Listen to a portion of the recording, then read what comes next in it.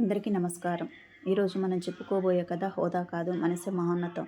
కథ చాలా బాగుంటుందండి. వీడియో నచ్చితే లైక్, షేర్, నా ఛానల్ని సబ్స్క్రైబ్ చేయండి. అభిరామ్ ఒక పెద్ద కార్పొరేట్ కంపెనీలో టీం లీడర్గా పనిచేస్తున్నాడు. అతనికి తన హోదా అన్న, తన జీతం అన్న కొంచెం గర్వం ఎక్కువ. ఒకరోజు ఆఫీసులో పని ఒత్తిడి వల్ల రాత్రి చాలా ఆలస్యమైంది. ఇంటికి వెళ్ళడానికి క్యాబ్ బుక్ చేశాడు. క్యాబ్ రాగానే డ్రైవర్పై చిరాకు పడుతూ ఎందుకింత లేట్ అని గర్జించాడు. డ్రైవర్ ప్రసాద్ చాలా నిమ్మలంగా క్షమించండి సార్, ట్రాఫిక్ వల్ల కొంచెం ఆలస్యమైంది అని బదులిచ్చాడు. కారు తీశాడు. అభిరామ్ వెనక సీట్లో కూర్చొని తన ల్యాప్టాప్ తెరిచి ఏదో సీరియస్గా పనిచేసుకుంటున్నాడు. దారిలో అభిరామ్కు ఒక విదేశీ క్లయింట్ నుండి ఫోన్ వచ్చింది. అభిరామ్ చాలా ఆ క్లయింట్కి ప్రాజెక్టు గురించి వివరిస్తున్నాడు. కానీ కొన్ని క్లిష్టమైన టెక్నికల్ పదాలు వాడడంలో, అలాగే ఇంగ్లీష్ను స్పష్టంగా మాట్లాడడంలోనూ తడబడుతున్నాడు. ఇంగ్లీష్ దగ్గర కారు ఆగినప్పుడు ప్రసాద్ చాలా మర్యాదగా వెనక్కి తిరిగి, సార్ క్షమించండి, మీరు టెక్నికల్ పాయింట్ను ఇలా చెబితే క్లయింట్కు ఇంకా సులభంగా అర్థమవుతుంది అంటూ చాలా స్వచ్ఛమైన ఇంగ్లీష్లో వివరించాడు. అభిరామ్ ఒక్కసారిగా షాక్ అయ్యాడు. ఒక సాధారణ డ్రైవర్ ఇంత గొప్పగా ఎలా మాట్లాడగలుగుతున్నాడు అని ఆశ్చర్యపోయి, క్లయింట్ ఫోన్ పెట్టేశాక అసలు నువ్వు ఎవరు అని అడిగాడు. ప్రసాద్ చిన్నగా నవ్వి తన గతాన్ని చెప్పాడు.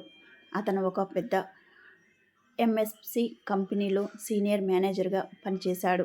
కానీ అతన్ని కొడుక్కి అరుదైన వ్యాధి రావడంతో నెలల తరబడి హాస్పిటల్ చుట్టూ తిరగవలసి వచ్చింది. ఆ క్రమంలో ఆఫీస్ పనులు ఆటంకం కలగడంతో కంపెనీ అతన్ని తీసేసింది. ఉన్న ఆస్తి అంతా కొడుకు చికిత్సకే ఖర్చయిపోయింది. ఇప్పుడు కొడుకు కోలుకుంటున్నాడు. కానీ అతనికి ప్రతిరోజు వ్యాయామం చేయించడానికి, మందులు వేయడానికి ప్రసాద్ పక్కన ఉండాలి. వేరే పెద్ద ఉద్యోగం చేరితే ఆ సమయం దొరకదు.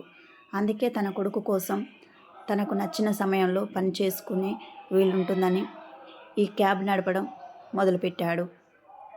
ప్రసాద్ మాటలు విన్నాక అభిరామ్కు తన ప్రవర్తన చూసి చాలా సిగ్గు వేసింది. కేవలం కారు నడుపుతున్నాడు కదా అని అతను ఎంతో తక్కువ చేసి మాట్లాడాడో గుర్తు తెచ్చుకున్నాడు. బాధపడ్డాడు. ప్రసాద్ వంటి ప్రతిభావంతుడు ఇలా కారు నడపడం అభిరామ్కు ఇష్టం లేకపోయింది. ప్రసాద్ గారు, మీ అనుభవం మా కంపెనీకి చాలా అవసరం. మాకు ఒక సీనియర్ కన్సల్టింగ్ కావాలి. అక్కడ మీకు వర్క్ ఫ్రమ్ హోమ్ సౌకర్యం కూడా ఉంటుంది. దానివల్ల మీరు మీ కొడుకును చూసుకుంటూనే పని చేయొచ్చు. రేపు ఉదయం మీరు మా ఆఫీస్కు రండి, నేను అన్నీ చూసుకుంటాను అని మాటిచ్చాడు. ప్రసాద్ కళ్ళలో ఆనందంతో కూడిన నీళ్లు తిరిగాయి. ఆ రోజు అభిరామ్ కేవలం ఒక కారు డ్రైవర్ మాత్రమే చూడలేదు, ఒక గొప్ప తండ్రిని, అంతకు మించిన ఒక గొప్ప మనిషిని చూశాడు. హోదాలు కేవలం పట్టికల మీద మాత్రమే ఉంటాయి. అసలైన విలువ మనిషి వ్యక్తిత్వంలో ఉంటుంది. అభిరామ్ తెలుసుకున్నాడు. Thank you for watching.